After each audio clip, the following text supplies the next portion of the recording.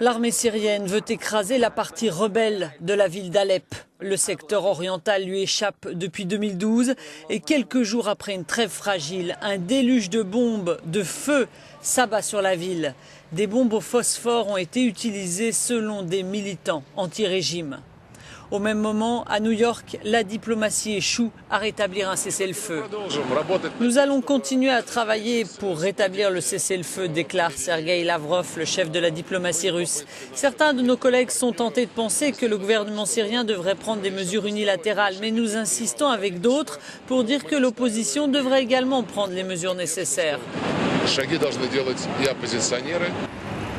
La trêve, imposée par un accord à Genève le 9 septembre, a volé en éclats lundi.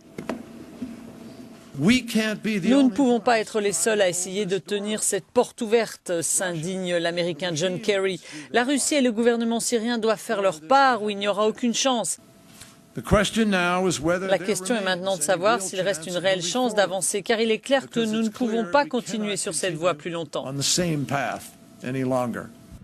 L'ONU a dépêché hier un convoi humanitaire pour 35 000 habitants d'une zone rebelle assiégée vers Damas. Elle a aussi appelé Bachar al-Assad à autoriser le passage de 40 camions de nourriture bloqués à la frontière turco-syrienne.